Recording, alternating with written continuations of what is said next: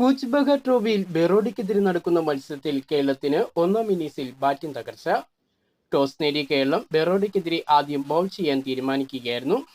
ആദ്യം ബാറ്റ് ചെയ്ത ബെറോഡയുടെ ഒന്നാം ഇന്നിംഗ്സ് 223 റൺസിൽ ഒതുക്കാൻ കേരളത്തിന് കഴിഞ്ഞു.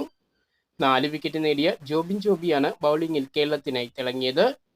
തുടക്കത്തിൽ ബാറ്റിംഗ് തകർച്ചയിൽ വീണ ബെറോഡയുടെ മധ്യനിര ബാറ്റർമാരാണ് സ്കോർ 200 കടത്താൻ സഹായിച്ചത്. ഒരു ഘട്ടത്തിൽ ബെറോഡ 4 വിക്കറ്റിന് 39 റൺസ് എന്ന നിലയിലായിരുന്നു. മധ്യനിരയിൽ ആര്യ എം പട്ടേന്റെ അർദ്ധ സെഞ്ചുറിയാണ് ബെറോഡയ്ക്ക് ഭേദപ്പെട്ട സ്കോർ നൽകിയത്. ജോബിനെ കൂടാതെ തോമസ് മാത്യുവും ആശ്വിനും കേരളത്തിനായി 2 വിക്കറ്റുകൾ വീതം നേടി. മറുപടി ബാറ്റിംഗിനിറങ്ങിയ കേരളത്തിന്റെ ഒന്നാം ഇന്നിംഗ്സ് ബാറ്റിംഗ് തകർച്ചയോടെയാണ് തുടങ്ങിയത്.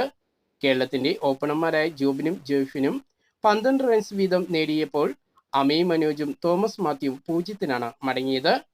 ഇതോടെ 4 വിക്കറ്റിന് 24 റൺസ് എന്ന നിലയിൽ തുടക്കത്തിൽ പരുങ്ങി നിന്ന കേരളത്തെ ഋഷികേശും ഇഷാനും ചേർന്ന് വിക്കറ്റ് നഷ്ടം കൂടാതെ ബാറ്റിംഗ് തുടരുകയാണ്. 4 വിക്കറ്റ് നഷ്ടത്തിൽ കേരളം 50 റൺസ് എന്ന നിലയിലാണ് ഇപ്പോൾ.